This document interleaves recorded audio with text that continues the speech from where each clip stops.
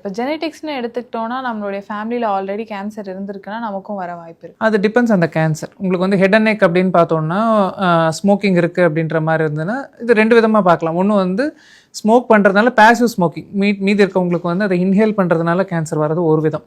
இன்னொன்று அப்பா பண்ணுறதை பார்த்து பையன் அடுத்த அதை ஹேபிட்டை எடுத்துக்கிட்டான்னா அது இன்னொரு விதம். அது ஆக்டிவ் ஸ்மோக்கிங்கில் வரக்கூடாது. இது வந்து ஹெரிடிட்ரி காஸில் வராது. யூஸ்வலாக ஹெரிடிட்ரி காசஸ்னால் அந்த பிராக்கா ஜீன்ஸ்னு சொல்லுவோம். பிராக்கா 1 அண்ட் பிராக்கா 2.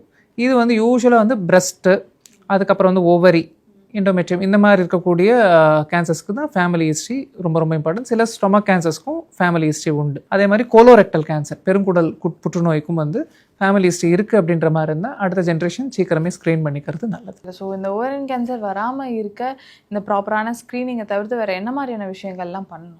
நான் சொன்ன மாதிரி இந்த ரிஸ்க் ரிடக்ஷன், போஸ்ட் மெனோபாஸுக்கு அப்புறம் வந்து ஹார்மோன் எடுக்காத இருக்கிறது, ஆக்டிவாக ஸ்க்ரீன் பண்ணிக்கிறது, CA 125 சொல்லக்கூடிய லெவல். பட் இது வந்து எல்லாருக்குமே பண்ணால் பாசிட்டிவாக இருக்குமான்றது டவுட். எல்லா ஓவரியன் கேன்சர்ஸ்க்கும் இது பாசிட்டிவாக இருக்குமான்றது டவுட்டு. அதே மாதிரி நல்லிபாரிட்டி அது வந்து ஒன்றும் பண்ண முடியாது. சில விஷயங்கள்லாம் அவாய்டபிள், நான் அவாய்டபிள்ன்றதை பிரிச்சுக்கலாம்.